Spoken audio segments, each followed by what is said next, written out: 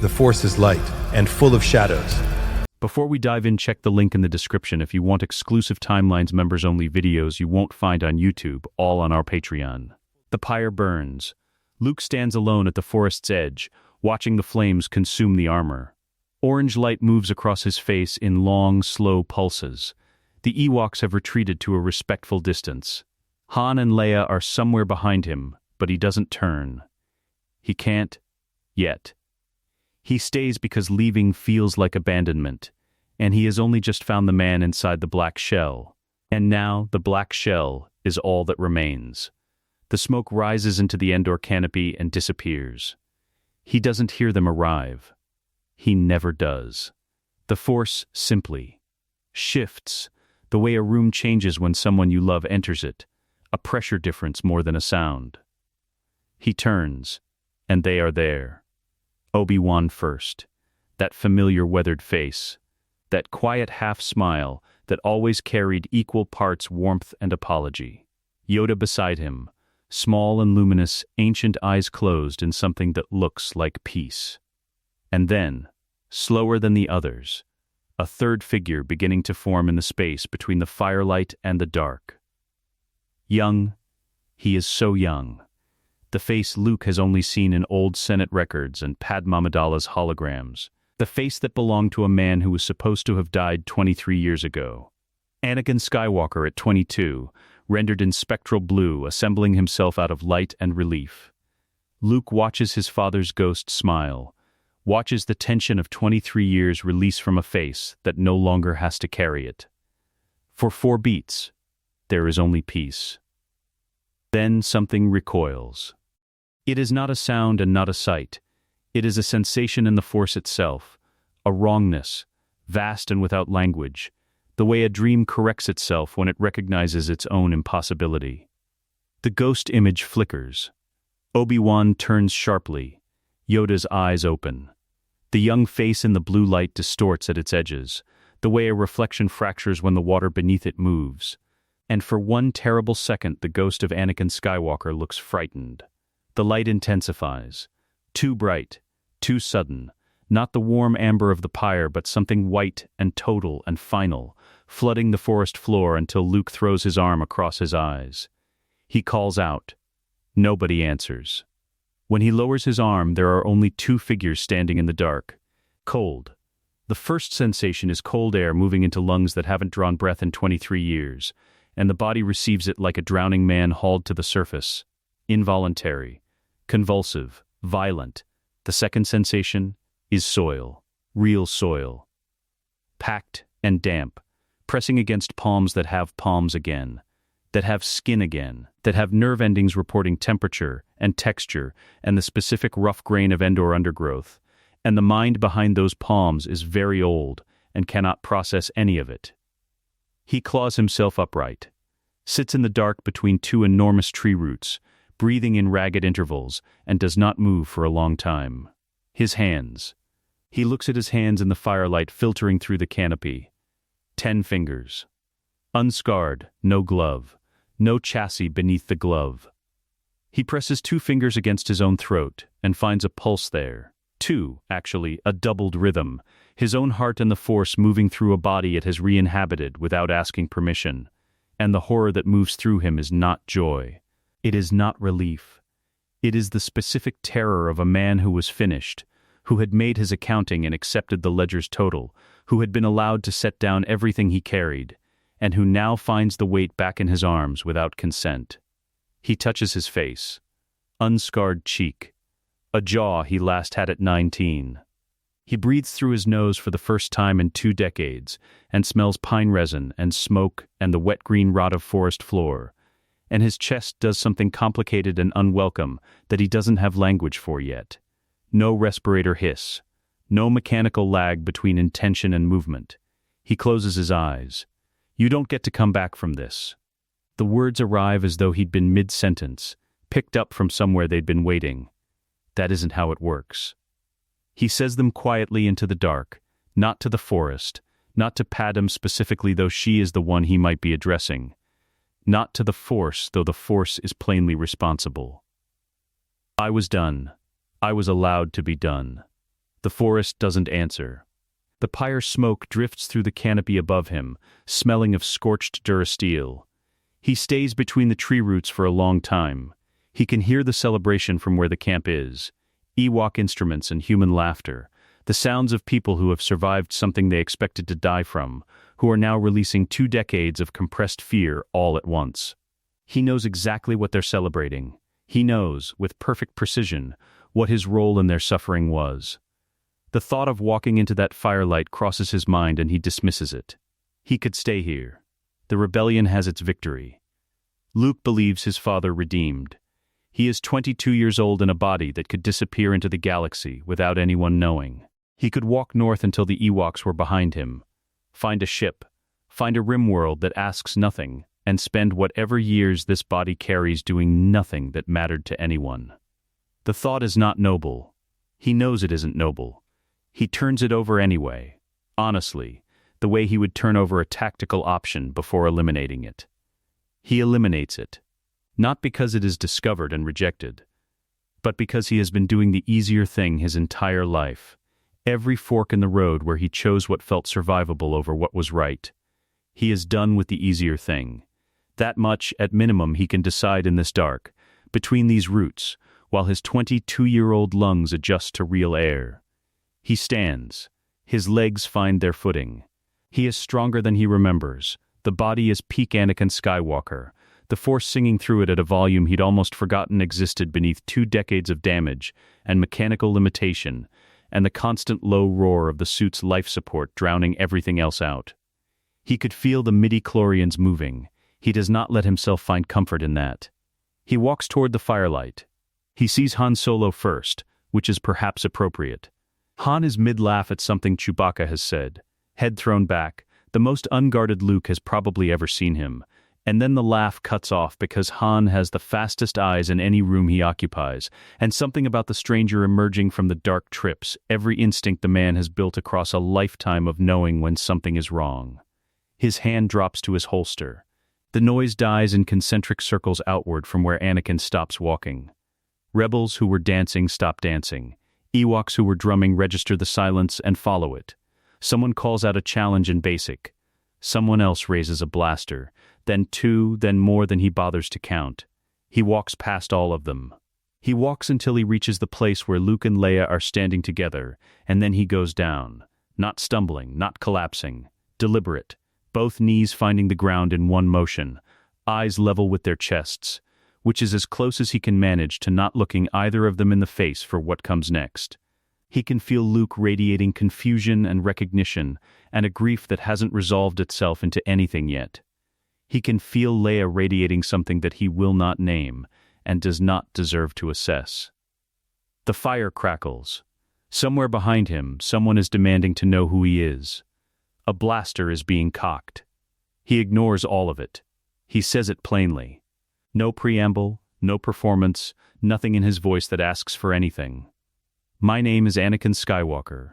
A breath. I am also the man you knew as Darth Vader. Another breath. I surrender myself for judgment. The camp holds its silence for one long second.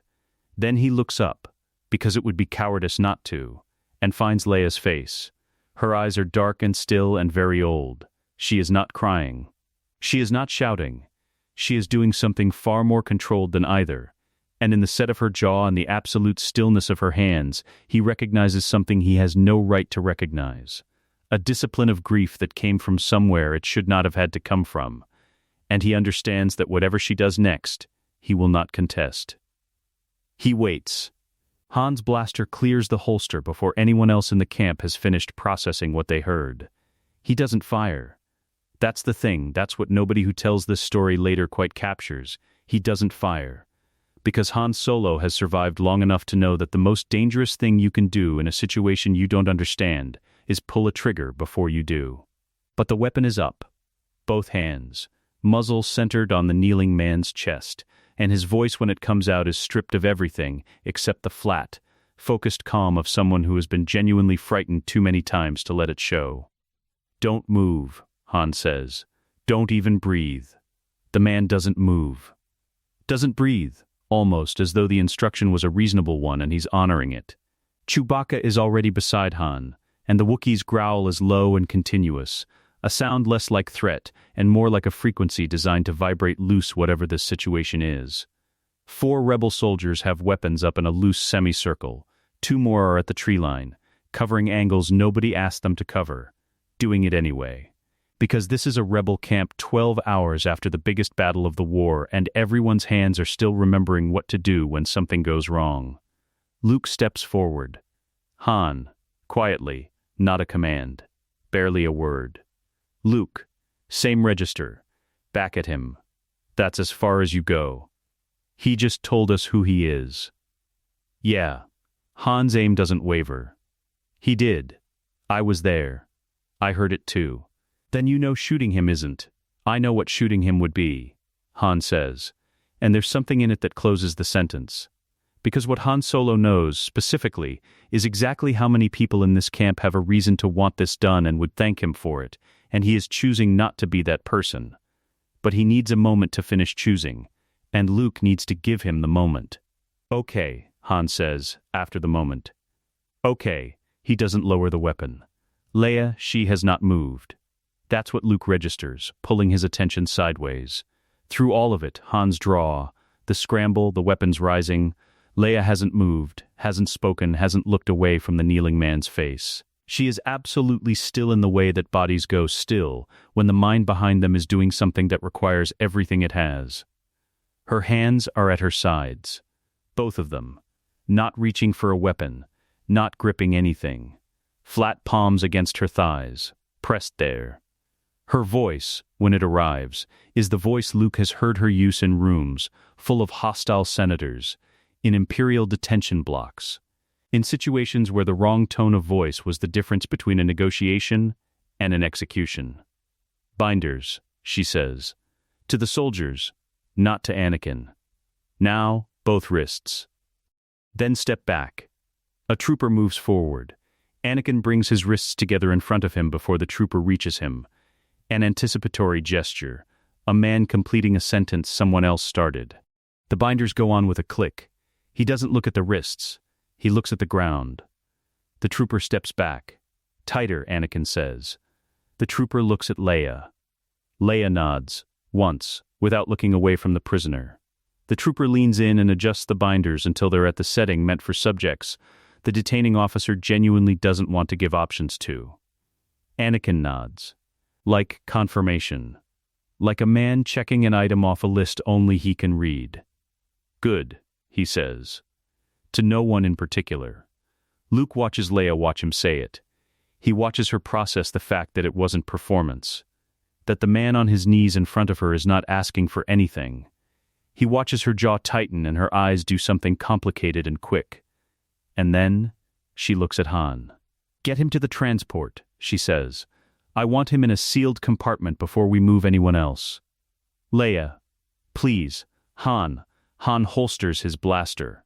Nods at the soldiers. They haul Anakin to his feet. And he rises without resistance, without using his legs to complicate it, a man entirely committed to making himself as simple a problem as possible to move. The walk to the transport is 40 meters. 40 meters of rebel personnel who got the news before the prisoner arrived and have arranged themselves, not quite consciously, into a corridor of faces. A Sulistan technician who lost his brother at Hoth. 2 human soldiers from a mid-rim world that had an Imperial garrison for 11 years. A Mon Calamari lieutenant who was at a battle whose name the records never carried. One the rebellion lost badly enough that recording it felt like compounding the wound. They don't shout. Nobody throws anything. It would have been easier, maybe if they had.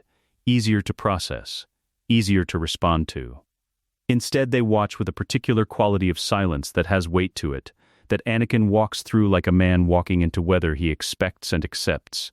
He looks at none of them. Not deliberately, not as avoidance. He keeps his eyes at the middle distance, the eyes of a man doing the specific work of not making his presence worse than it already is. He doesn't look like he's marshalling dignity. He looks like he's decided dignity isn't his to marshal. Luke walks 3 paces behind him the whole 40 meters. He doesn't know why, exactly. He's not sure it matters why. He walks the distance because it seems necessary that someone does. The compartment is a converted equipment bay. Bare durasteel walls, mag couplings along the floor, a bench that is structurally a bench and atmospherically nothing else. 2 guards take positions on the exterior. The door seals with a sound like an argument ending. Anakin sits on the bench. He doesn't test the binders, doesn't test the door, doesn't scan the compartment for advantages, doesn't do any of the things a prisoner does in the first minutes of a new cell when some part of them is still calculating escape. He folds his cuffed hands in his lap and sits straight-backed in the center of the bench and is entirely still, the way old soldiers are still. Not rest, not peace, but the practiced conservation of something that has learned not to spend itself on waiting. He sits this way for the full duration of the journey to the cruiser. Luke checks on him once, 20 minutes out. Opens the door, stands in the frame. Anakin looks up. Neither of them says anything for a moment that stretches longer than it probably should. "Is there anything you need?" Luke says finally. Anakin looks at him steadily. In the flat light of the bay, he is shockingly young. The bone structure under that face is Luke's bone structure, or near enough to it that the parallel sits in the chest like a hand pressing down. "No," Anakin says. Then, quietly, with what might be the ghost of something dry in it, "Thank you for asking." Luke closes the door. Mon Mothma receives the transmission in her private quarters on Chandrila, where she has been awake for 31 hours processing Endor's aftermath, casualty figures, fleet dispersal, the 14 separate emergency communications from systems waiting to find out if the Emperor's death meant something real. Her aide delivers the message with the careful neutrality of someone transmitting something they do not yet have the framework to express. She reads it twice. Darth Vader is alive. He is in our custody. He is claiming to be Anakin Skywalker. He surrendered without resistance, and is asking for no specific treatment. Commander Skywalker requests guidance on how to proceed. She sets the datapad face down on her desk. Outside her window, Hannah City is still technically celebrating. Distant lights. The faint noise of crowds who don't yet know that the war's most prominent casualty has just complicated his own death. She looks at the ceiling for a long time. Then she picks up the datapad and begins composing a response that will need to accomplish 17 different things at once, and cannot afford to fail at any of them. The cell door seals. The sound of it moves through the compartment, and then there is nothing. No engines yet. Just the particular silence of a space that has been made specifically to limit what a person can do inside it. Anakin sits in the center of the bench. His binders catch the overhead light on their upper edge and hold it. He breathes in. He breathes out. He doesn't sleep. He doesn't pray. He doesn't bargain with anything, doesn't review his choices or compose arguments for his defense, or calculate odds. He has been sitting with the full weight of his own history for long enough that adding one more night to it requires nothing special from him. He simply sits and waits, in the dark and the silence, like a man with nowhere to be and nothing left to lie to himself about. She stands outside the cell for 4 minutes before she goes in. Nobody times it. Nobody is watching. She made sure of that. Cleared the corridor, told the 2 guards to take a position at the far end and stay there, because whatever happens in the next hour, she will not have witnesses to it. Not because she intends anything that requires privacy. Because she is Leia Organa, and she will not perform this grief for an audience. Not even an audience of 2 bored soldiers staring at a wall. 4 minutes. She knows because she counts them. It is something to do with her mind while her body stands in the corridor outside a sealed door and refuses, for those 4 minutes, to take the next step. Then, she takes it. He is sitting exactly as Luke described. Straight-backed, hands in his lap, eyes forward. He looks up when the door opens. He doesn't stand. She realizes, after a beat, that he has made the choice not to stand, that rising to his feet would be a social instinct, and he has excised social instincts from this, and somehow that makes it worse. She would have preferred the performance. She knows how to handle performance. She stops 3 meters from him. Doesn't sit. The room has no second seat, which she suspects wasn't an accident and doesn't change anything. She looks at his face. This is the part she prepared for least. The face is wrong. Not wrong in the way a mask is wrong, but wrong in the way that something true can be wrong. because there is nothing in it she can locate her hatred against cleanly. He is 22 years old. He has her cheekbones, or she has his, and the knowledge of that sits in her stomach like something she swallowed that won't resolve. She finds the eyes and holds them. Because the eyes are what she came here for, she needs to see if there is anything in them she recognizes from that corridor on the Tantive 4, from the room they brought her to afterward. From the moment she stood at a viewport and watched everything she came from cease to exist. She finds something. It isn't what she expected. She begins anyway. "You had a droid brought onto my ship," she says. Her voice is level. She worked for that. An IT-O unit. "Do you know what those do?" He says nothing. "They have a chemical agent," she continues. "It lowers the pain threshold first, before anything else, so that what comes after registers at a higher amplitude than it would naturally. They're designed to make the body a better instrument of the people using it." She pauses. "You approved the use of that on me. I was 19 years old. I was a senator of the Republic you used to serve, and you approved that." He holds her gaze. He says nothing. "I didn't give you anything," she says. "I want you to know that. Whatever you were trying to find out from me, you didn't get it from me. I gave you Tatooine, because Tatooine was already gone, and it cost nothing. I didn't break." She says this without pride, or without what sounds like pride. There is something underneath it that is not pride. That is the voice of a woman stating a fact she has needed to state to this specific face for years. "I need you to know that you didn't get it." "I know," he says. Quietly, "You didn't break. Don't." Her voice drops a register. "Don't tell me what I did. You don't get to narrate what I did." He closes his mouth. Nods. "Once Alderaan," she says. The word lands in the room and stays there. She doesn't let it go anywhere yet. "I want to say it plainly," she continues, "because I have heard men in command rooms refer to it for 4 years as a strategic event, as a demonstration, as an escalation of force, and I am not going to do that." Alderaan was a world.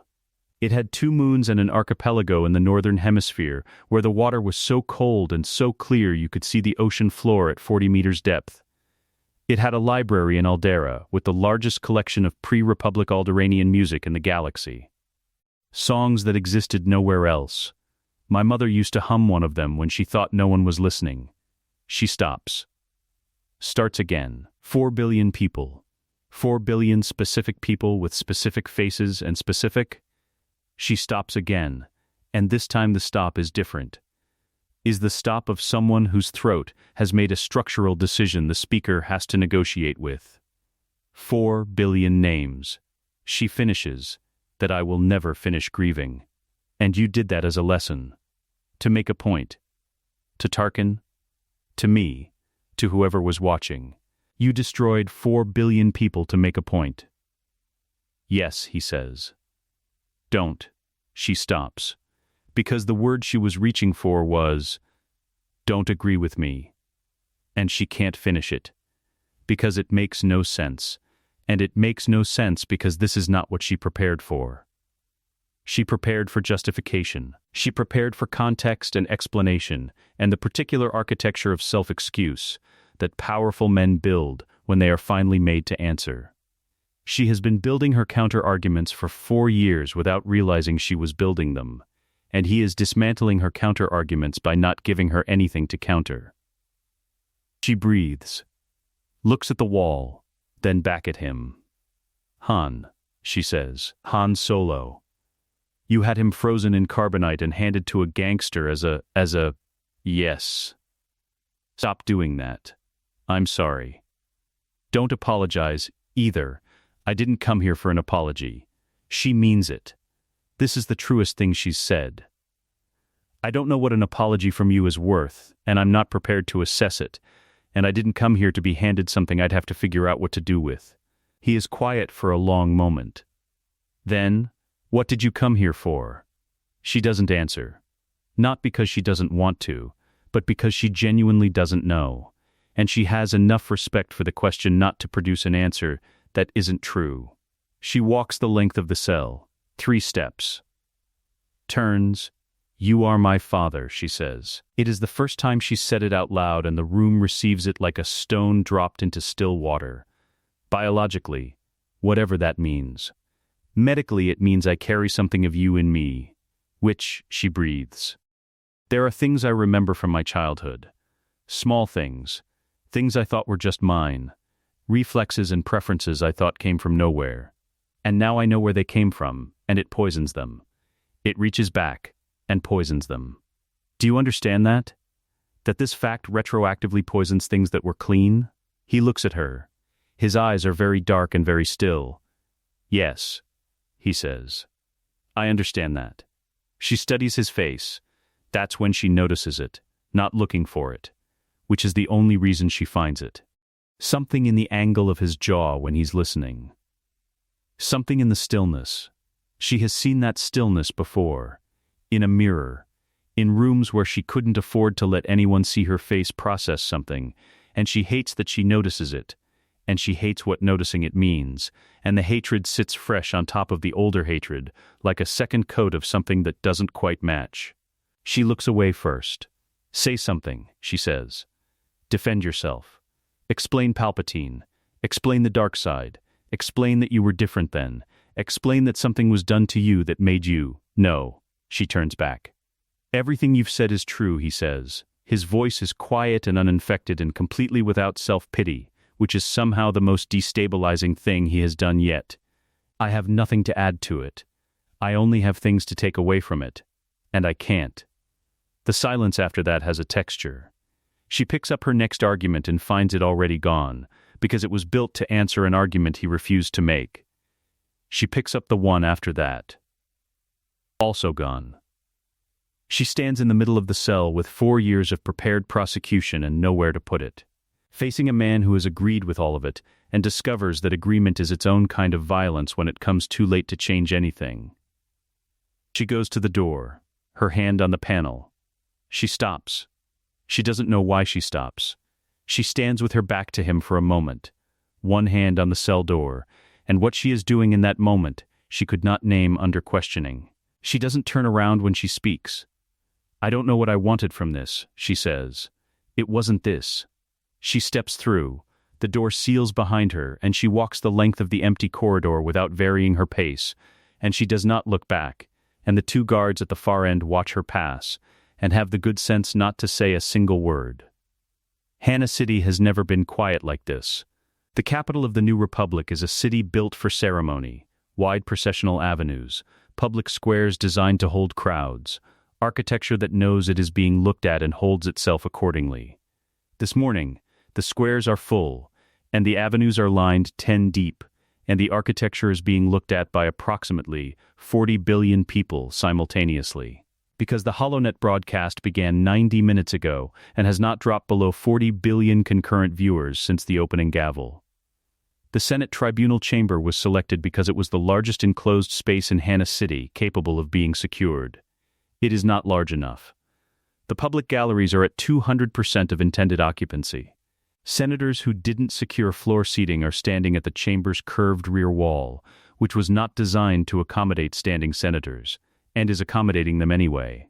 Press corps representatives from 93 systems have been assigned positions in a designated media enclosure that is also at 200% capacity.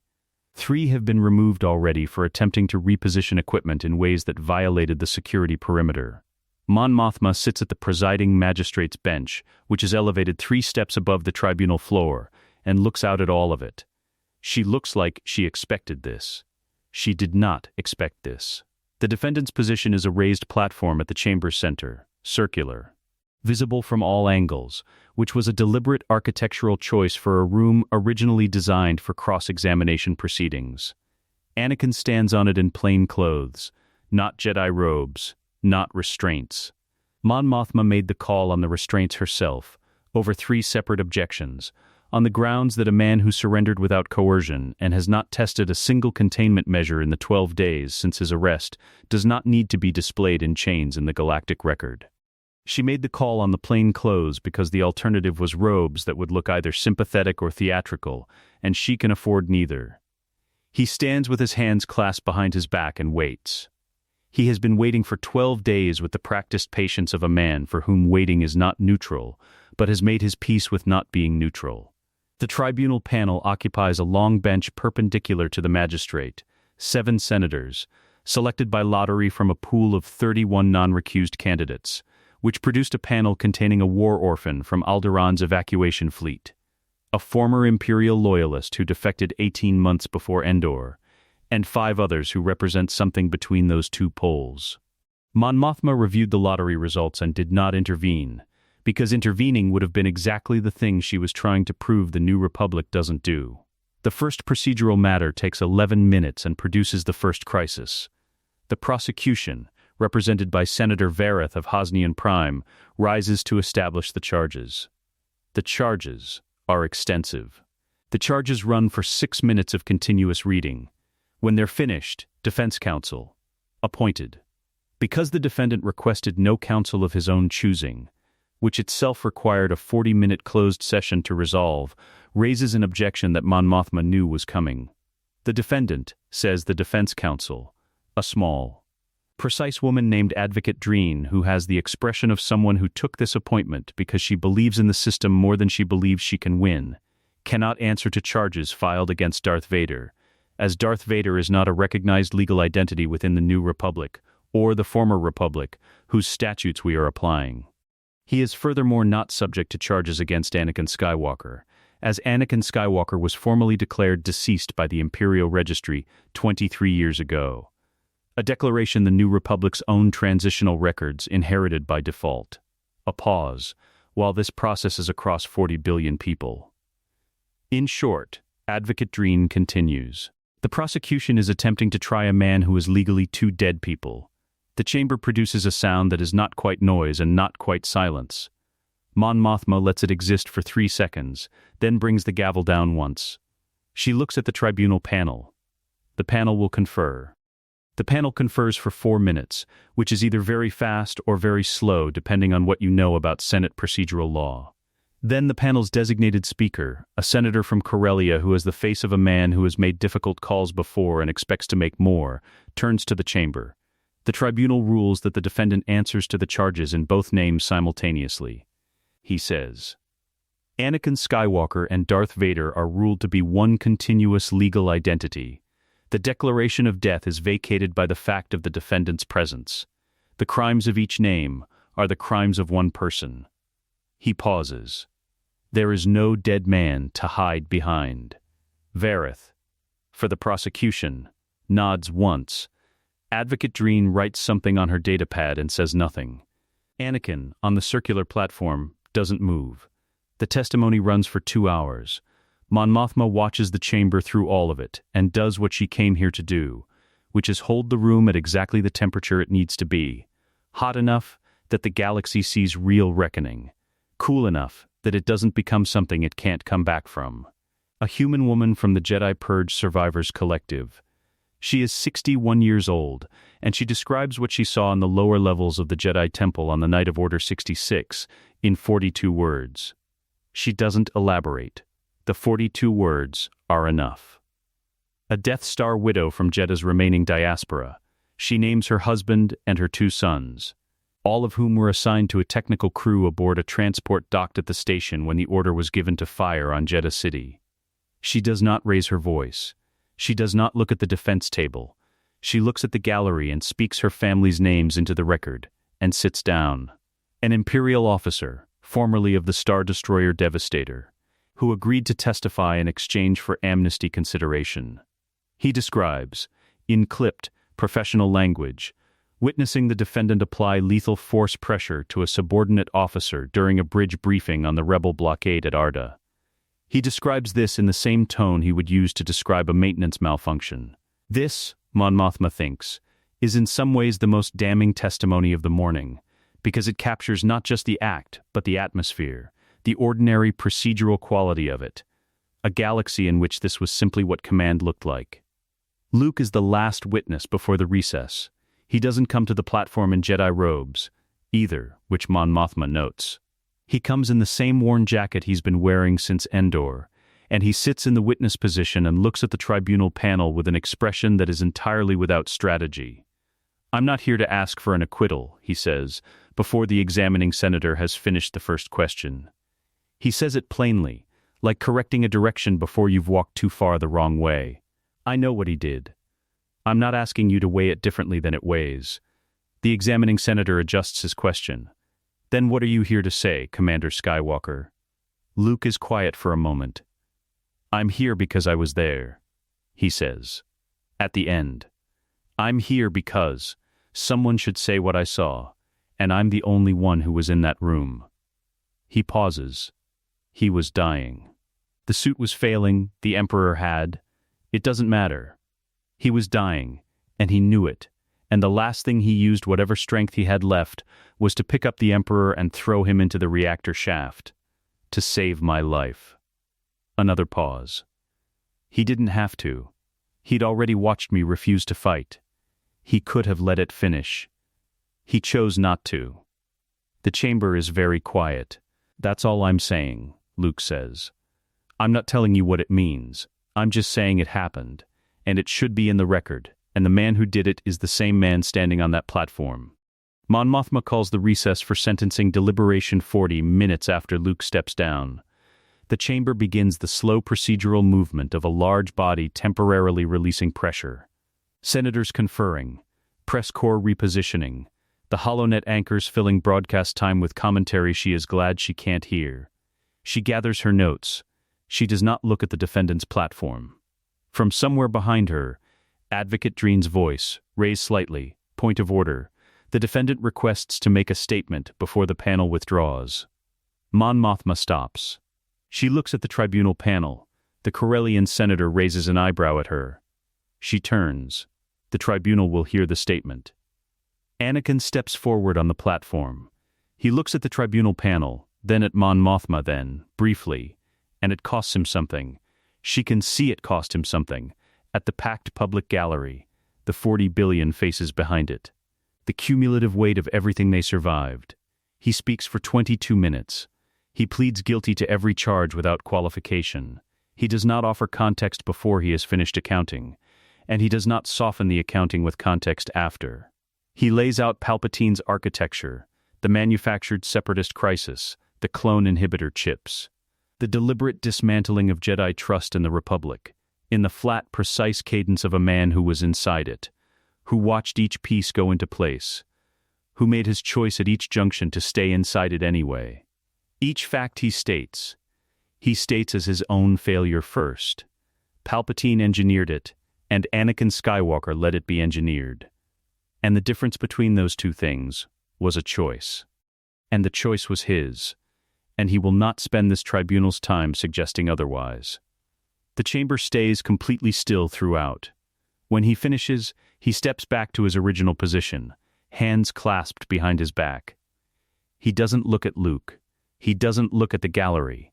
He looks at the middle distance and waits, in the particular way he has been waiting for 12 days, with no expression that asks for anything. Mon Mothma opens her mouth to formally call the recess. Every alarm in the building goes off at once. The first report arrives at 0340 local time. It comes through the New Republic's emergency command frequency as a burst transmission, 17 words. Clipped. The voice of a comm officer who has been trained to report before processing, which is the only reason it arrives coherent. Climate disruption array deployment confirmed. Naboo orbital station. Cinder protocol initiating. We are taking fire. Then, nothing. The channel stays open for 11 seconds of static before it closes. The second report arrives 4 minutes later. Sullust. Orbital bombardment in progress. Civilian evacuation in the first stages. The garrison commander requesting fleet support with the particular precision of someone who knows the support, won't arrive in time, and is requesting it anyway, because the record needs to show they asked. The third is from Vardos. The Vardos report is not a request. It is a statement of what has already happened. 3 sentences.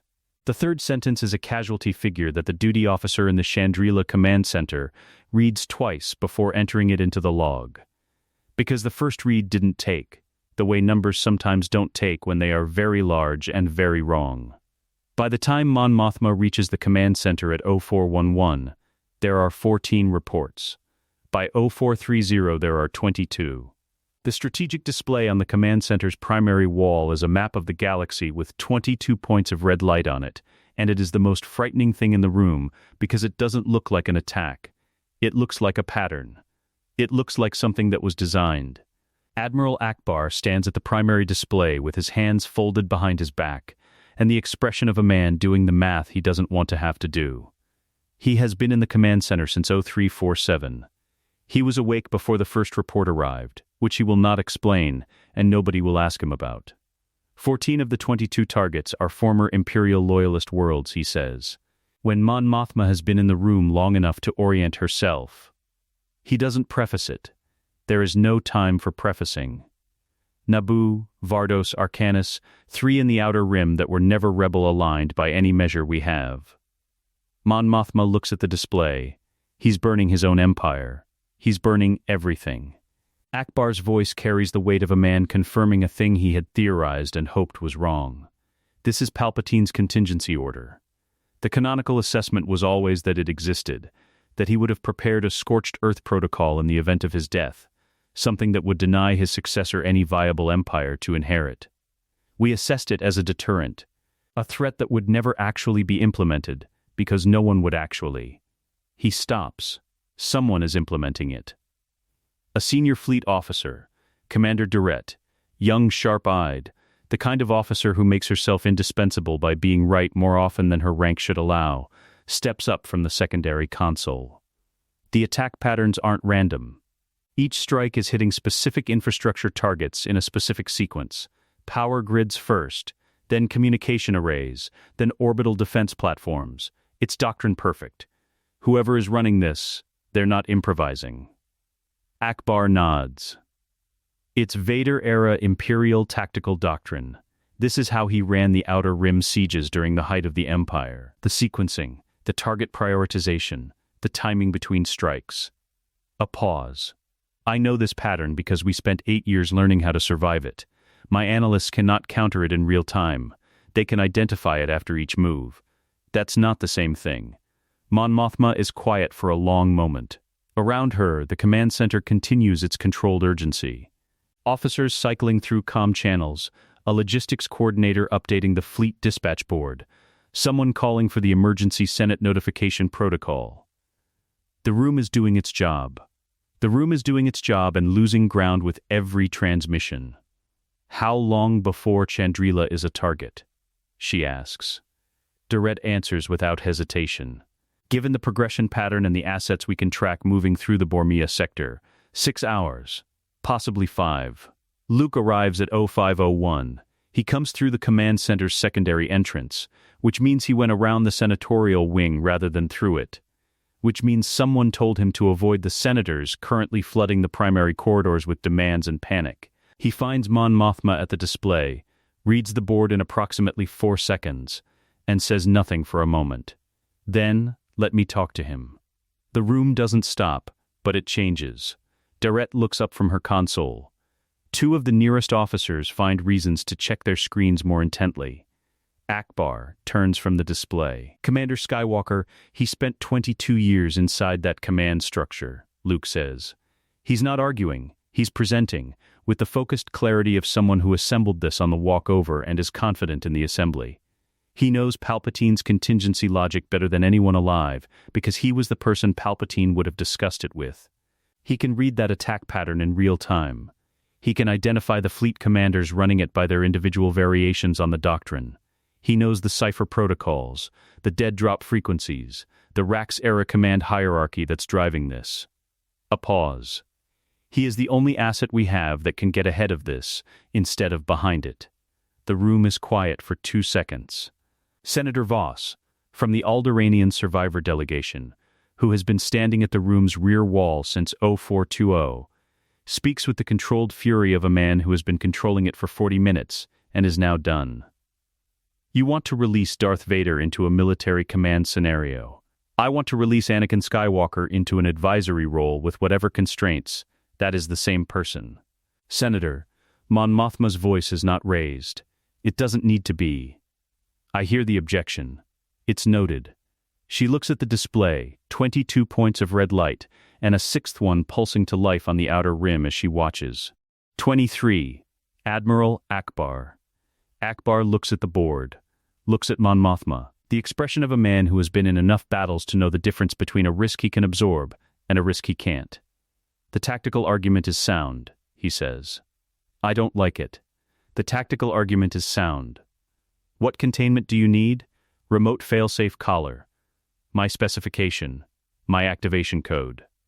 Akbar pauses, and he stays off weapons systems entirely.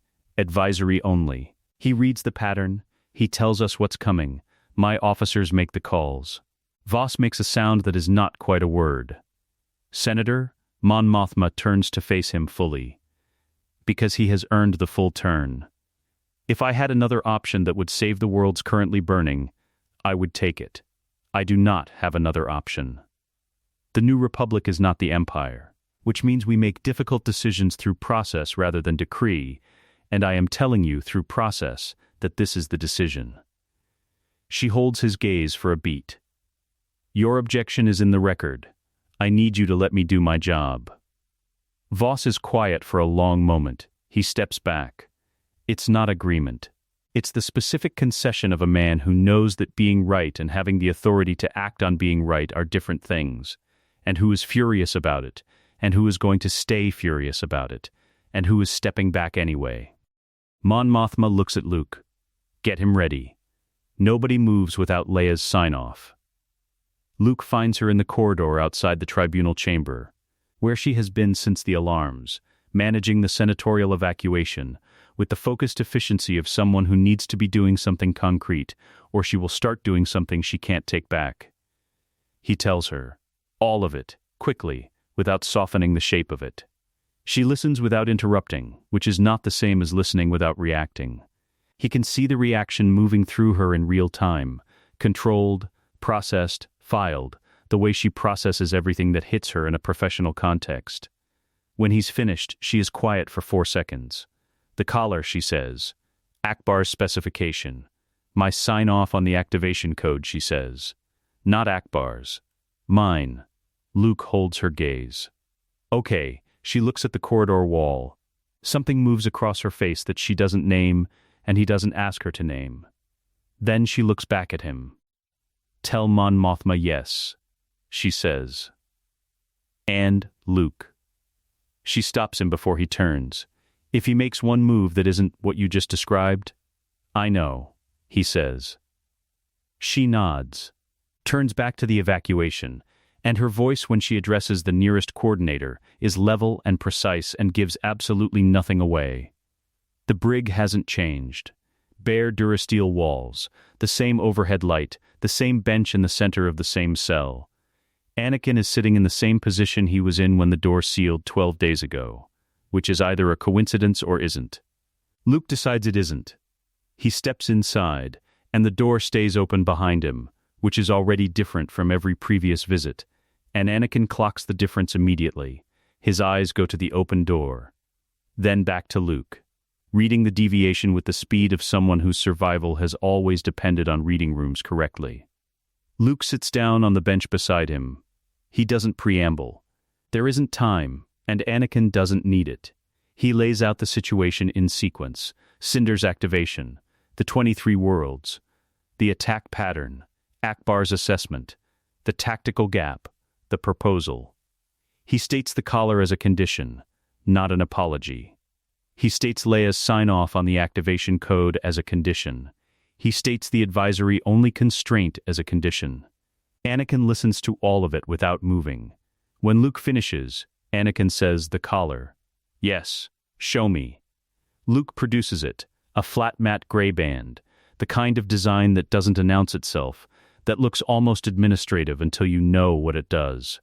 Anakin takes it from him, turns it in his hands once, examines the coupling mechanism and the transceiver housing with the eyes of a man who spent 2 decades overseeing Imperial weapons development and knows exactly what he's looking at. He hands it back. Put it on, he says. Luke does it himself, which matters, though neither of them says it matters. He fits the band around Anakin's neck and locks the coupling, and takes one step back, and Anakin sits for a moment with his hands in his lap, feeling the weight of it, which is slight and which is not slight at all. He nods once. Ready, Luke reaches into the bag he brought and removes the second item, and this one he holds for a moment before extending it. A lightsaber hilt, new construction, raw in the hand, the casing unadorned, no markings. The design is clean in the way that something is clean when the person who built it was thinking about what it shouldn't be as much as what it should. This isn't Vader's saber, Luke says, and it isn't the one you carried as a Jedi either. It's new.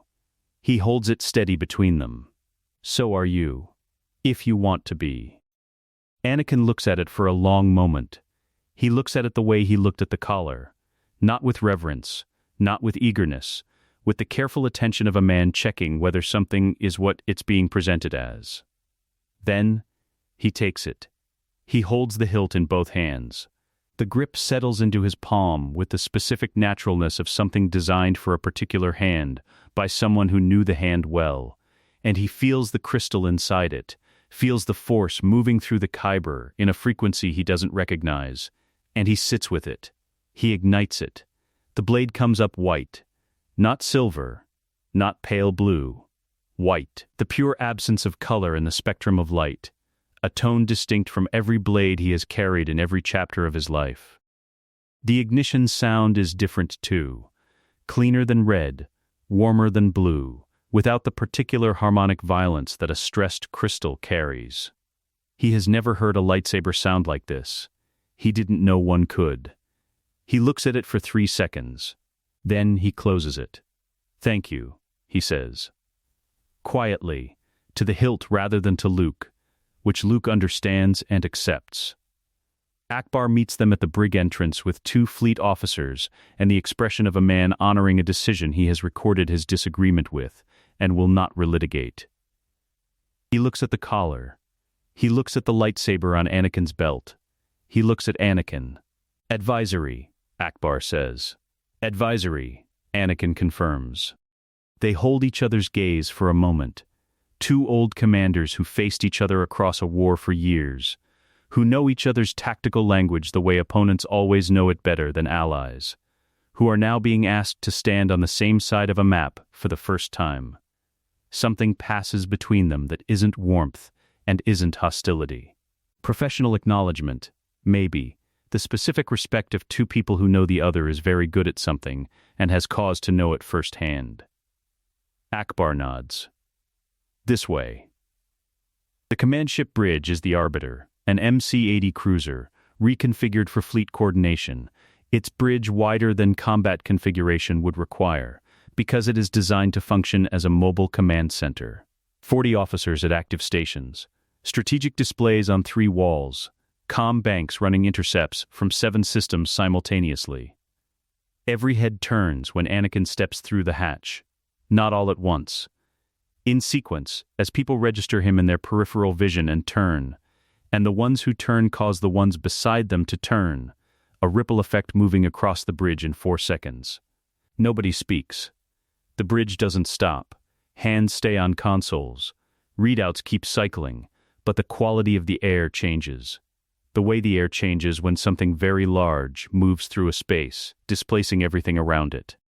Anakin doesn't acknowledge it. He walks to the primary strategic display, looks at the board for 15 seconds, and says, "Who's running intercepts on the Bormia corridor?"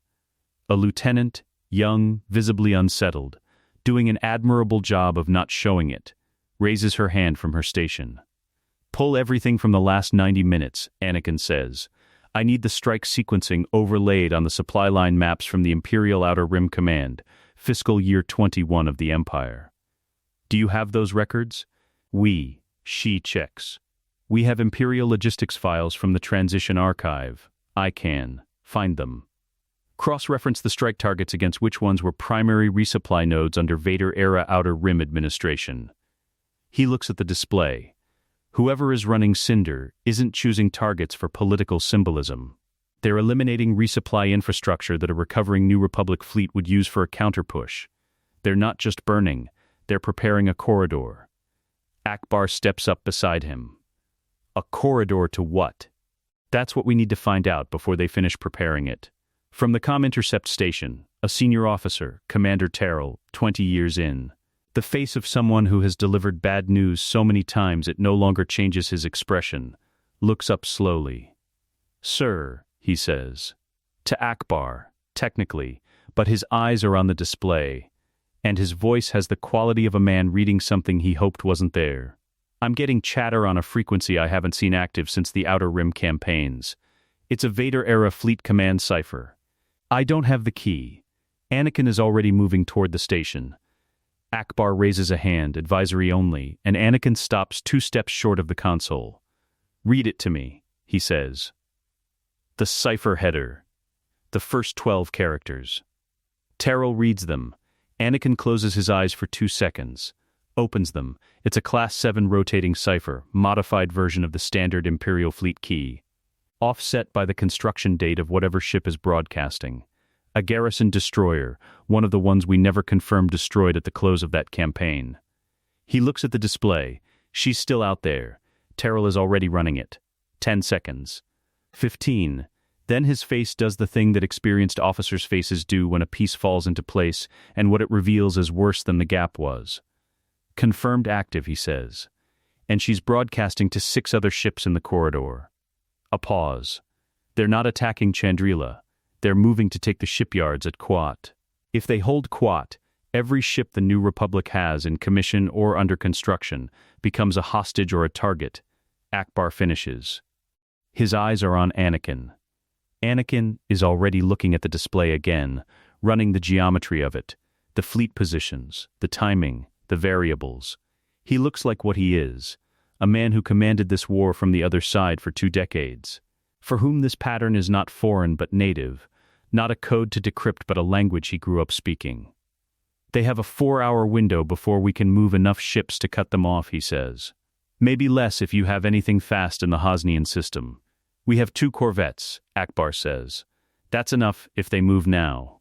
The destroyer's commander, whoever it is following Vader-era siege doctrine, which means they'll spend the first 2 hours of any engagement establishing a perimeter before they close. It's how he stops.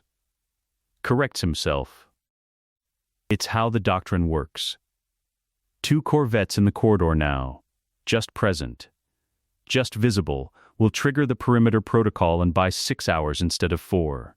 Akbar looks at him for 1 long beat. Then he turns to Terrell. "Get me the Hosnian corvettes on an open channel." Now, across the bridge, 40 officers who came in this morning not knowing how this day would go resume their work with the particular focused velocity of people who have just been given something to work toward. The strategic display updates. The red points of light don't disappear. 23 worlds still burning. The math of it still enormous and ongoing. But the corridor, the 4-hour window, the destroyer and its 6 escorts, these things have edges now. Edges can be worked with. Anakin steps back from the display to exactly the position an advisor occupies, which is not quite in and not quite out, and watches Akbar's people run the play. The Hosnian corvettes buy 5 hours and 20 minutes. It isn't 6. It isn't 4. It is 5 hours and 20 minutes of the destroyer's commander doing exactly what Anakin said he would do. Establishing a perimeter, running the doctrine, following the playbook of a man who was dead before the battle started. And 5 hours and 20 minutes is enough for Akbar to reposition 3 frigates and a medical transport carrying enough ground troops to matter. It is not enough to stop what comes next. The orbital engagement lasts 41 minutes. Anakin calls it from the bridge, not as commands, never as commands. He is not the commander here. He knows he is not the commander here and he doesn't push against the edge of that, but as readings. The destroyer on the port flank is going to break formation in the next 90 seconds. Their doctrine requires a pincer on that approach vector. And 90 seconds later the destroyer breaks formation, and Akbar's ships are already moving. They'll try to take out the orbital platform first. The platform looks like a communication asset. It's actually the primary shield generator for the Senate district. And they do try, and the ships Akbar has already repositioned. Stop them. 41 minutes. The destroyer withdraws with 40% hull integrity and 2 of its 6 escorts destroyed, which is a meaningful tactical loss that does not in any way feel like a victory. Because what the destroyer was doing was not primarily the orbital engagement. What it was doing was covering the drop. 300 Death Troopers hit the Senate District at 00812. They don't come through the main avenues. They come through the service corridors under the processional squares, the maintenance tunnels that run beneath Hana City's ceremonial architecture. Because whoever planned this had the schematics, had them in advance, had them the way you only have them if someone on the inside provided them, or if you've had access to them for long enough to memorize them. They emerge from below in 8 separate insertion points, and they move with the coordinated precision of soldiers who have rehearsed this. Specifically this. The Senate District of Hana City, the sight lines and the choke points, and the positions of the emergency barricades. The evacuation is 60% complete when the first insertion team surfaces. 60% is not complete. Anakin requests ground deployment before the second insertion report finishes transmitting. Akbar looks at him across the primary display. The look is not a refusal. It is the look of a man measuring something against something else, the tactical value of a known asset against the security risk of deploying that asset in an environment where nobody can watch him every second. He does the math in real time, and it takes him 4 seconds. Ground Team 7 needs reinforcement at the Senate building's north entrance, he says. Advisory becomes active in a ground engagement only. You stay in communication. You do not go off comm for any reason. Understood. And you're not going alone. Akbar nods at a unit of New Republic Special Forces who have been waiting at the bridge's rear hatch for the last 20 minutes, geared and still. They go where you go. Anakin looks at the unit. 8 soldiers. The kind of faces that don't have a lot of room for surprise in them anymore. He nods once. Let's go. He doesn't run through the Senate District. He moves through it, which is different. Controlled velocity, reading corners before he commits to them, one hand near the lightsaber hilt but not on it. The 8 Special Forces soldiers fanning out in the formation he suggested, and they accepted without comment after the first 30 seconds of watching him move made the argument for him. The first insertion team is 11 Death Troopers in the processional colonnade south of the main entrance. They have pinned 2 New Republic soldiers behind a decorative pillar that is providing less cover than the soldiers currently need, and they are moving to flank. Anakin ignites the white blade and steps into the colonnade. The first 3 blaster bolts come fast and grouped. A professional volley, not panic fire, aimed at center mass by soldiers who have been trained to shoot at targets moving toward them. He takes the first wide left, redirects the second into the nearest trooper's weapon arm, and turns the third back into the wall 3 centimeters from the trooper's head. Not a miss. A choice. The trooper registers what just happened. He has exactly 1 second to register it before the force lifts him off his feet and deposits him against the colonnade wall, with enough force to end his participation in the engagement without ending his ability to breathe. 3 seconds. 3 troopers down or disarmed. The remaining 8 are adjusting, spreading, doing what trained soldiers do when a threat calculus changes, and Anakin is already moving through the gap their adjustment created. White blade turning blaster fire and long looping redirects that seem unhurried even at speed. The movements of someone for whom this particular physics problem was solved a long time ago. The New Republic soldiers come in from the flanks. Between them and Anakin the colonnade is clear in 40 seconds. He closes the blade. One of the New Republic soldiers, a sergeant, judging by the armor markings, with the expression of someone revising a prior assessment, looks at the 11 troopers either unconscious or cradling weapon arm injuries, and then looks at Anakin. "You didn't kill any of them," she says. "No." Anakin says. She looks like she has a follow-up question. She decides against it. North entrance needs us. The north entrance is worse. 2 insertion teams have consolidated here. 22 troopers, heavy repeating blaster mounted on the entrance steps, 3 Republic soldiers pinned inside the foyer behind a barricade that was not designed for this, and is communicating that fact structurally. The mounted gun is the problem. The mounted gun has turned the entrance into a geometry that makes approach lethal from any conventional vector. Anakin stands at the colonnade's corner and looks at it for 4 seconds. He reaches out with the force and takes the mounted gun off its tripod. Not the operator. The gun. He lifts it cleanly out of the operator's hands, turns it 180 degrees in the air, sets it down facing away from the building, and lets go. The operator stares at where the weapon was. The foyer barricade fills the silence by producing 3 Republic soldiers who have been waiting for exactly this geometry and are prepared to use it. The engagement at the north entrance lasts 6 minutes. Anakin moves through it the same way. White blade turning fire, force used to remove weapons rather than harm wearers where the option exists. The occasional trooper lifted and relocated rather than struck. Not every engagement allows the clean version. He knows that. Twice it doesn't. Once when a trooper gets an angle on the sergeant and he has to make a faster choice than the careful choice. Once when a secondary team comes through a side door at a speed that removes options. He doesn't dwell on those. He files them and moves. By 0849, the north entrance is clear. By 0903, the 4th insertion point is neutralized. By 0921, he is at the Senate building's rear garden, working through the last confirmed insertion team. And the garden is the one place in the district where the architecture has failed to provide cover, where it's open ground and visible sky and no columns to work around, and the final 14 troopers are spread wide. He puts the blade away. He does it before they've processed that he's done it, and the pause that creates is long enough. He reaches out with both hands and lifts all 14 troopers simultaneously, not violently, not high, just enough to eliminate their footing, and holds them there for the 3 seconds it takes the Republic soldiers to come around both corners of the garden and establish coverage. He sets them down. A corporal with a zip tie applicator looks at the 14 grounded troopers, and then up at Anakin with an expression that will probably become a story he tells for the rest of his life. He decides not to comment on it. He gets to work. Anakin stands in the rear garden while the cleanup happens around him. His comms report the other insertion points cleared or nearly so. The orbital situation is stable. Akbar's voice comes through with a situation update that contains the words, "Senate District secured," and "Anakin breathes." Once, with the specific quality of a man releasing pressure he didn't know he was holding, because holding it had become structural. He looks north, because the sound of blaster fire from that direction has shifted in quality.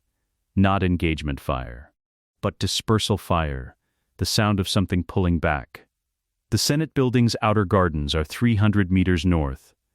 In the smoke at the North Garden's entrance, where the processional trees have caught fire from the mounted gun exchange and are burning in long orange columns that send black smoke straight up into the still morning air, a figure is standing. Not a death trooper. The posture is wrong. The equipment is wrong. The stillness is wrong. The particular quality of someone who has found a position and is occupying it in the way that a person occupies a position they chose rather than one they fell into. Someone who has been waiting. Anakin's hand moves to the lightsaber hilt. He doesn't ignite it yet.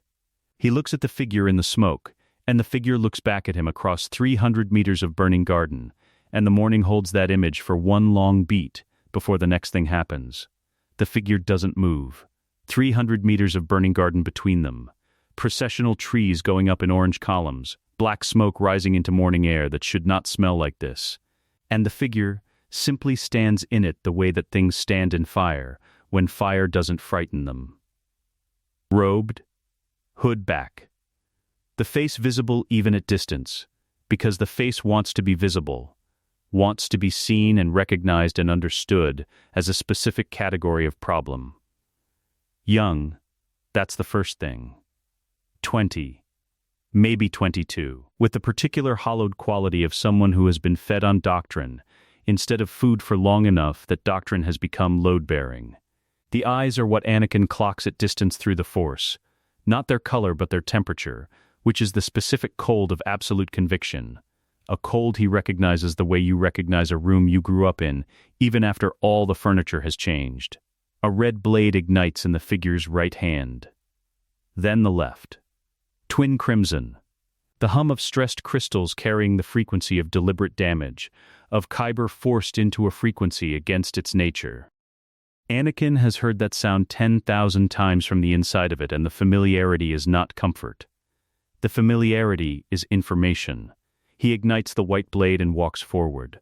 They close the distance to 50 meters before the acolyte speaks. There he is. The voice is young too, but trained, shaped by someone who knew how to use resonance, how to let words carry weight below the words. The Great Vader, walking around in a dead man's face. Anakin says nothing. We heard what you did in there. The acolyte gestures toward the Senate building with the left blade, an almost casual motion, a teacher making a point. Lifting stormtroopers off their feet and setting them down, redirecting fire into weapon arms.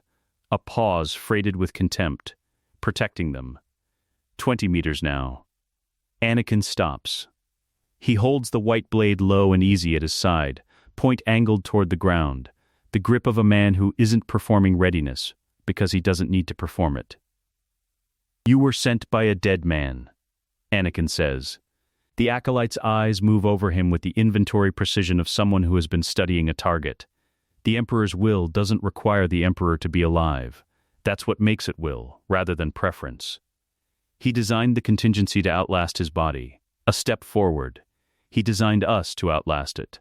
He designed you to burn everything he built because he couldn't bear for it to exist without him, Anakin says. I was in the room when he designed that logic.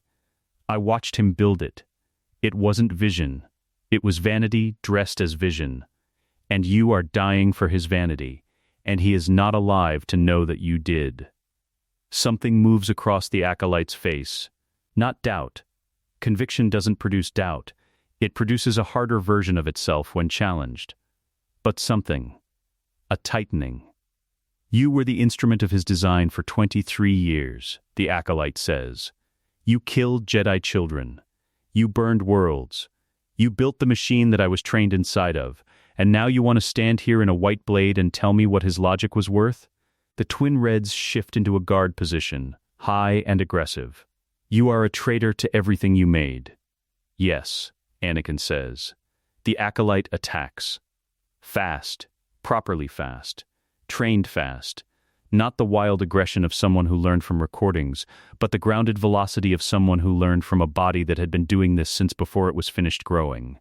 The twin blades come in a scissor pattern, high-low, designed to split defensive focus, and Anakin reads it in the first quarter second and turns left out of the closing angle. White blade taking the high strike wide, letting the low one pass under his right arm by a margin that is precise rather than lucky. He doesn't counter, he repositions. The acolyte comes around fast. Good footwork, weight distributed correctly, and Anakin is already somewhere else. Not retreating, relocating. The garden's burning trees behind him now instead of beside him. The sightlines changed.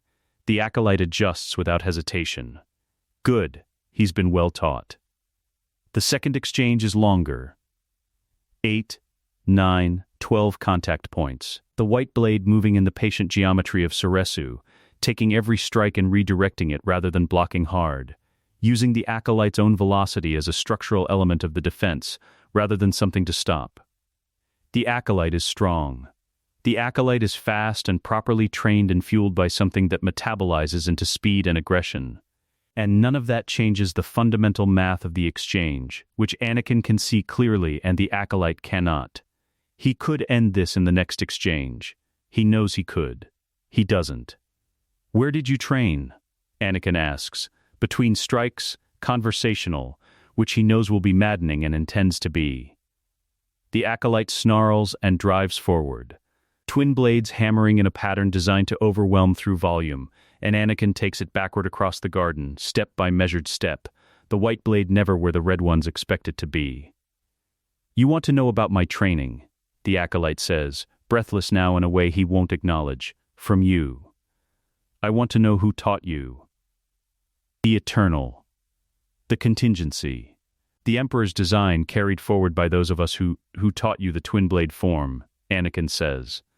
Specifically, the low guard entry you opened with, that's a Makashi derivative. Someone who trained in the Old Republic era taught you that. The acolyte stops. 2 seconds. 3. The twin blades humming in guard position while the information in that observation processes.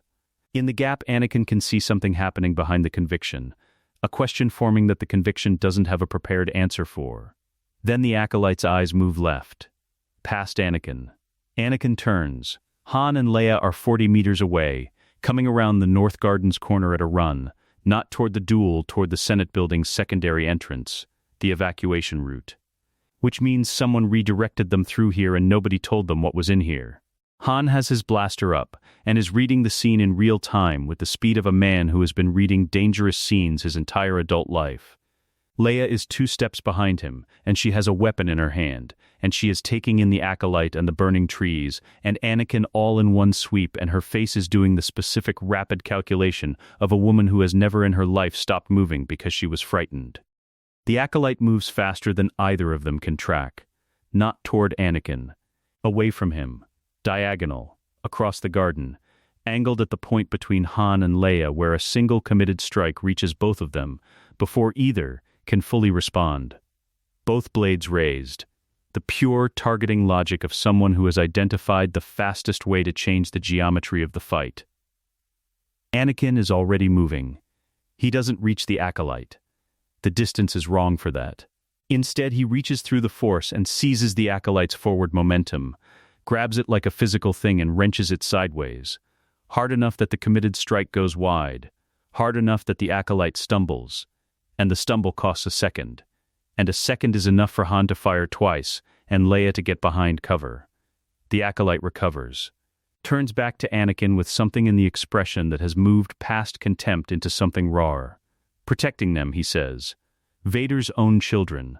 He says the word children with a specific inflection that makes it an accusation. He would find this obscene. He's not here, Anakin says. He's here in everything he lunges. And this time it's different. Unstructured.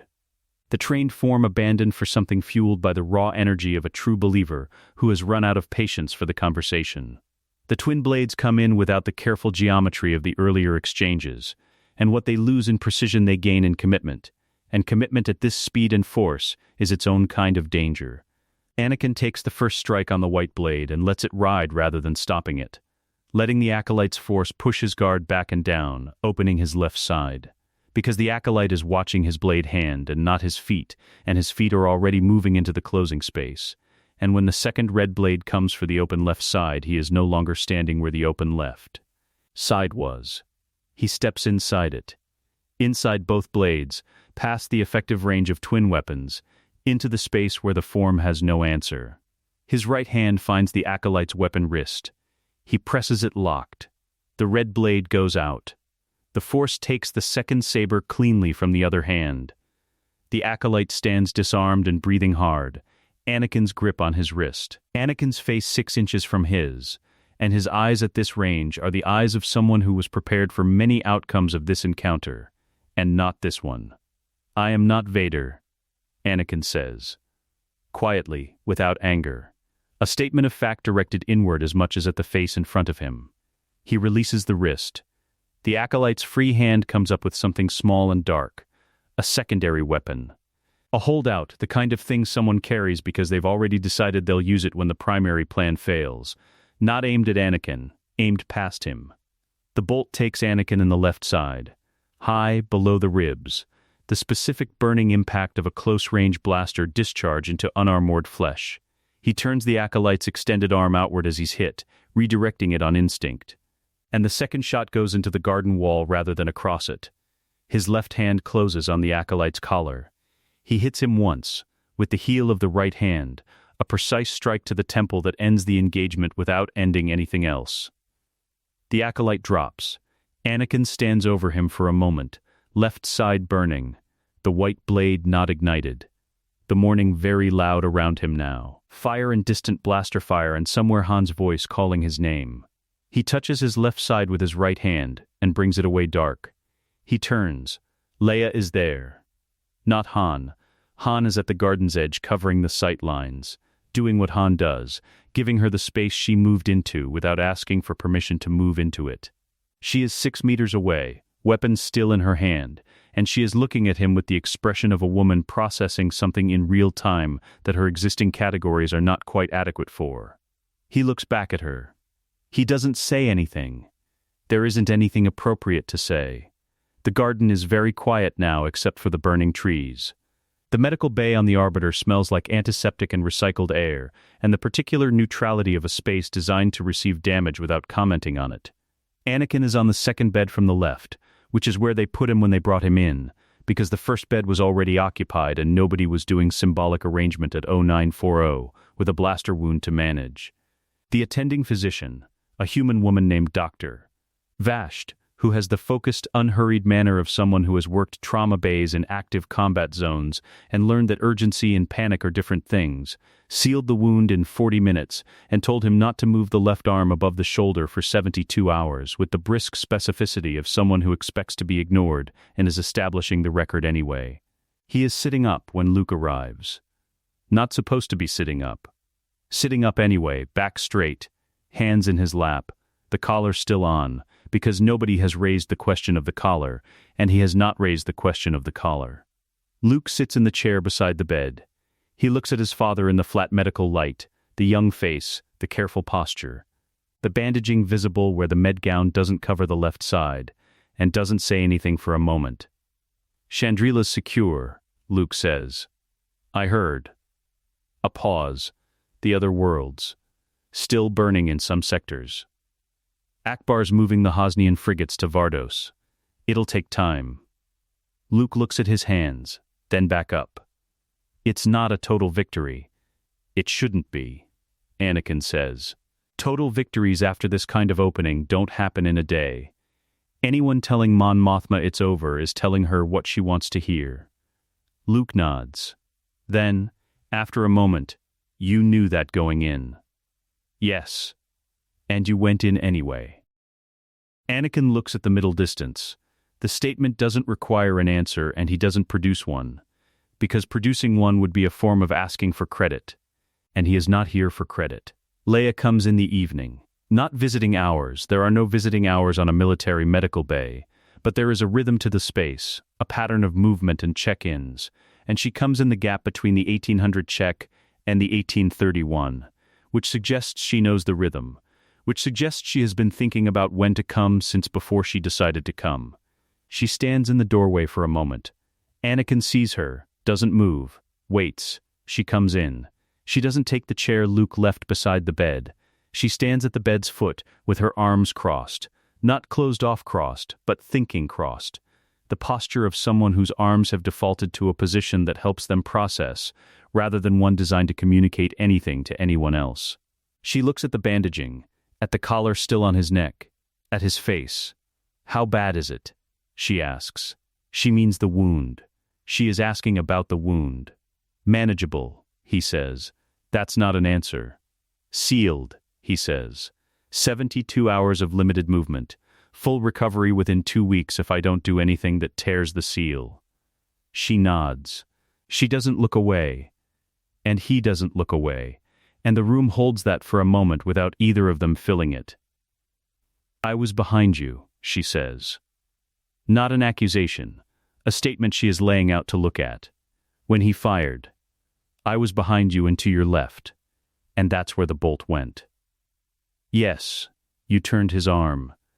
"Yes, but you'd already been hit." She pauses. "You took the hit, and then turned his arm." He doesn't answer, because it isn't a question, and she doesn't need him to confirm the sequence she has already reconstructed. She unfolds her arms, puts them at her sides, looks at him in the flat medical light with an expression that is not softness, not yet, maybe not ever in the way he doesn't deserve, but is something that has made room for a new piece of information about who he is, or who he is trying to become, and is integrating it without pretending the integration is simple. "There was no one watching," she says. "Han was at the perimeter. I wasn't. I didn't see it happen, I saw the result. You didn't know I was watching." "No, so you didn't do it for an audience." "No," she breathes in slowly. "Out. I watched you fight in that garden," she says. "The whole engagement. I had a sightline from the corner for most of it." She stops. Considers. "You didn't kill any of them. The troopers. Even when you could have. Even when it would have been faster. Killing is faster almost every time," he says. That's never been the argument for it. She looks at him for a long moment. Then she sits. Not in the chair. On the edge of the bed's foot rail, the rail designed for exactly nothing except being the rail at the foot of a medical bed, which is structurally adequate and comfortable in no sense. She sits on it anyway, and the choice of it rather than the chair is something, though he doesn't know exactly what. I don't forgive you, she says. Plainly, the plainness is what makes it land without cruelty. It isn't a weapon, it's a position. An honest one. Alderaan is Alderaan. That doesn't change, because you took a blaster bolt for me in a garden. Those are separate truths and they don't cancel each other, and I'm not going to pretend they do. I know, he says. I'm not saying this to hurt you. I know that too. She looks at her hands, then back at him. What I'm saying is that Darth Vader is dead. She says it without drama, with the same plainness as the rest. I believed Luke when he told me what happened at the second Death Star. I believed the facts of it. I didn't. I couldn't make it real. The man who tortured me and destroyed my home was dead, and I had no framework for that, because he had been the shape of a specific fear for so long that removing him felt like removing a wall that was also load-bearing. She pauses. In the garden I watched you choose. Without an audience, with no reason to perform it, with a blaster already in your side. You turned his arm so the second shot went into a wall. That's... She stops. Starts again. That's not Vader. I know what Vader would have done with that second shot. I know it specifically. And it isn't what you did. He holds her gaze. He doesn't reach for anything in the silence she leaves. I'm going to speak at the tribunal, she says. When they reconvene, I want you to know that, before I do it. And I want you to know that it isn't forgiveness, and it isn't because we're... She doesn't finish that sentence. Starts a different one. It's because I'm the person in that room, with the most standing to speak to what he did. And what I watched you do in that garden is information the tribunal should have. That's all it is. Evidence. I'm a witness, not a, I'm not forgiving you. I understand, he says. She nods. Once. The nod of someone who needed the statement received without complication and is grateful it was. She stands up from the rail. Straightens. I'm going to need you to go back to the brig after medical clears you, she says. You understand that. I was going to ask to go back, he says. Before you said it. She looks at him for one more moment. Something in the look is the ghost of a question she doesn't ask, and perhaps won't ask for a long time, about what kind of man asks to go back to a cell he could probably leave, and what it means about who that man is now. She doesn't ask it. She files it. She goes to the door. The tribunal reconvenes in the same chamber, which is the same 40 billion viewers, and the same packed galleries, and the same weight of accumulated testimony hanging in the recycled air. Anakin stands on the circular platform in plain clothes again. The collar is on. He requested it remain on for the tribunal's session over the explicit objection of Advocate Dreen, who told him it was prejudicial, and he told her he understood that. Mon Mothma calls Leia to the witness position, and the chamber becomes the quietest it has been in 3 sessions. Leia walks to the position without looking at the galleries or the press enclosure or the HoloNet lenses. She sits. She folds her hands on the witness shelf and looks at the tribunal panel. She doesn't plead. She doesn't perform grief or magnanimity. She speaks for 4 minutes in the flat, precise register she uses when she has decided exactly what she wants to say and has removed everything that isn't that. She names Alderaan. She names the interrogation droid. She names Han frozen in carbonite and delivered to Jabba as a direct operational consequence. She names all of it, cleanly, without euphemism, in the present tense of testimony rather than the past tense of narrative, so that each item lands in the record with its full weight intact. Then she says, I am not here to ask for his pardon. I am not able to offer his pardon, and I would not offer it if I could. I am here because I watched this man 3 days ago take a close-range blaster bolt while turning a weapon away from my position, with no audience and no reason to perform anything for anyone. She pauses. Darth Vader would not have done that. I know what Darth Vader would have done. The man on that platform is not him. He is the man who made Vader possible, and that is a separate crime that deserves a sentence that reflects it, not what he was, but what he has chosen to become, and what he owes for what it costs to get here. She stands. returns to her seat without looking at the platform. The tribunal panel confers. The tribunal reconvenes at 0900. The galleries are full again. The HoloNet is live again. 40 billion people, or near enough, watching the Corellian senator settle into the panel's center seat and arrange his notes with the unhurried precision of a man who has made his decision and is no longer in a hurry. Mon Mothma sits at the presiding bench. Advocate Dreen sits at the defense table, with the expression of someone who has prepared for multiple outcomes and is waiting to find out which one arrived.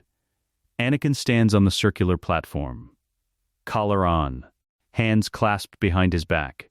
The left side still bandaged beneath the plain shirt, the movement of his left arm slightly restricted, not enough to be visible unless you're looking for it. Leia is in the gallery, not the floor. Luke is on the floor, 3 rows back from the tribunal bench, his hands on his knees. The Corellian senator looks at the chamber for a moment before he begins. It is a look that takes in the galleries, the press enclosure, the HoloNet lenses, the senators standing at the rear wall. All of it, briefly and without theater. Then he looks at the platform. The tribunal has reached its determination, he says. No execution. He says it plainly and without apology, and the chamber receives it in stages. First the people close enough to hear it clearly, then the ripple outward as it registers across the room, then the murmur that Mon Mothma's gavel cuts off before it builds into something. Senator Voss in the gallery closes his eyes for 3 seconds, opens them, stays seated. No full pardon. The senator says that too, with equal plainness. Then he reads the sentence, and the sentence takes 9 minutes to read, because it is not simple. Because the tribunal has determined that a simple sentence would be dishonest about the size of the debt and the nature of what paying it could look like over a human lifetime. Permanent exile from political power. No military command position. No governmental role. No authority over any body of persons in any official capacity. For life. Active service sentence. Mandatory and ongoing. Under New Republic oversight and subject to annual review, hunting and dismantling Imperial remnant cells tied to Operation Cinder's contingency protocol, in coordination with New Republic intelligence. Aiding in the liberation of enslaved persons across the Outer Rim, with specific assignment to the Arcanus sector and adjacent systems where Imperial-era slave networks remain active. Supporting Luke Skywalker in the early work of rebuilding a Jedi Order, in an instructional capacity only. Permanently barred from any leadership role within that institution. He will carry no rank. He will draw no salary. He will receive no commendation. The Corellian senator folds his notes. The tribunal further notes, for the record, that the defendant was born into slavery on Tatooine, that his freedom was purchased by circumstance rather than granted by any institution, and that the New Republic considers it appropriate that part of his sentence reflects a direct obligation to those whose condition mirrors his origin. He pauses. The debt is large. The sentence is long. The tribunal expects both of those things to be true simultaneously for the remainder of his natural life. He looks at Anakin on the platform. Do you understand the terms as read? Yes. Anakin says, I do. Do you accept them without condition? Without condition, Anakin says. The gavel comes down once. Luke finds him in the holding room off the tribunal chamber's east corridor, where they put him while the paperwork processes and the HoloNet crews break down their equipment, and the chamber empties of everyone except the people with administrative reasons to stay. It is a plain room. A table, 2 chairs, a window that looks at a courtyard where a maintenance worker is doing something unhurried to a drainage panel. Anakin is at the window when Luke comes in, not quite looking at the courtyard, looking at a middle distance that the courtyard happens to be in. Luke sits at the table. Anakin turns and sits across from him. They look at each other for a moment across the plain table in the plain room. 2 men who share a face in the structural places and came to that knowledge through a path that neither of them would have designed, and the look between them contains most of what there is to say without saying any of it. The Arcanus sector, Luke says. Yes, you know what's there. I know what's there, Anakin says. His voice is level. That's appropriate. Luke looks at him. You're not going to have backup most of the time. Intelligence support and a calm frequency, not. It's mostly going to be you, alone in the Outer Rim, doing work that doesn't have an ending.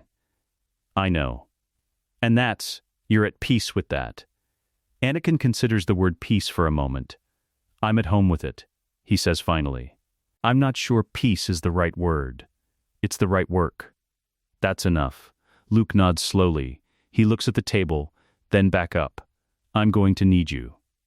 For the Order. Not right away, there's almost nothing to build with yet. But eventually. I'll be there. I know. A pause. I know you will. They sit in the quiet room for a few more minutes, not filling the quiet, just existing in it together. Two people who have arrived at the same table from opposite ends of something enormous and are grateful, in the way that people are grateful when the word is too small for the thing but it's the word available, to be sitting at the same table at all. Luke reaches across and puts his hand on his father's forearm briefly, the way you touch someone when words have reached their limit. Anakin looks at the hand. He puts his own hand over it for a moment. Then they stand, and the moment is done, and the work is still there waiting on the other side of the door. The hangar is cold in the way that Chandrila hangars are cold, a clean, bright cold, the planet's temperate air coming in through the bay doors, carrying the smell of the city outside. A small transport sits on Pad 7, fueled and cleared. Gray, unmarked, the kind of ship that has no opinion about who is flying it. A gray cloak. Plain boots. No insignia. No rank indicator. Nothing that identifies him as anything except a man with somewhere to be. He carries the white lightsaber on his belt, and nothing else. Leia is standing at the bay entrance when he comes through. Not waiting. She is there. Which is different. She has the look of someone who made a decision about being here and made it simply, without extensive deliberation, and is standing inside that decision with both feet. He stops 2 meters from her. He doesn't reach for anything. Doesn't reach for warmth she hasn't offered, or distance she hasn't asked for. He stands, and lets her be however she is. She looks at the gray cloak, at the lightsaber, at his face. Arcana Sector first? She asks. Arcana Sector first, he says. She nods. She looks at him for a moment longer, and in the look he can see the things she has been doing across the whole length of this story, processing, integrating, making room without pretending the room was easy to make. She will not be done doing it for a long time. He doesn't expect her to be done. Don't get killed out there, she says. He holds her gaze. Something in his expression shifts. Not quite a smile, something smaller and more honest than a smile, the ghost of the dry humor that surfaces only in unguarded moments. I'll make an effort, he says. She nods once more. Not warmth, not coldness. Something that has traveled a very long distance from where it started, and arrived somewhere that doesn't have a name yet, but is further along than the beginning believed possible. She steps aside. He walks past her toward the ship. At the top of the ramp he stops. He doesn't know why, exactly, and doesn't interrogate it. He turns back, once, and looks at the hangar bay below him. Leia at the entrance, Luke having arrived from somewhere in the last 30 seconds, standing a few meters from her, both of them looking up. They don't wave. He doesn't wave. Nobody does anything that would be too much. He looks at them for 3 seconds. His children, standing in a cold, bright hangar on a world that is trying to become something better than what came before it, and he is leaving them to do work that will not finish, and they are watching him go. And this is what it looks like. Not a happy ending. Not a bow tied on top of the wreckage, but an accounting paid in the only currency that matters, which is continuing to choose. Every day. To walk toward the right thing even when the right thing is unglamorous and ongoing, and doesn't arrive with ceremony. He turns and walks up the ramp, and the ramp closes behind him. The transport lifts from Pad 7 and clears the bay doors and rises into Chandrila's bright sky, and banks south-southwest toward the jump corridor. It becomes small. It becomes smaller. It crosses the cloud layer, and is gone. In the hangar, Leia watches the sky for a moment after it has disappeared. Then she turns and walks back toward the building, toward the work still waiting on her desk, toward the galaxy that is still on fire in 23 places and needs people who will keep showing up for it. Luke stays a moment longer. He looks at the patch of sky where the transport was, which is now just sky, blue and clear and ordinary. He breathes in. This is not the end of the story. He knows that. The story doesn't end, it becomes the next chapter, and the chapter after that, and the long, unfinished work of people trying to be better than what they've been. The Force doesn't promise conclusions. It promises continuation, and the chance, in each new moment, to choose again. He breathes out. He follows his sister into the light. Let us know what you'd like to see next. The end.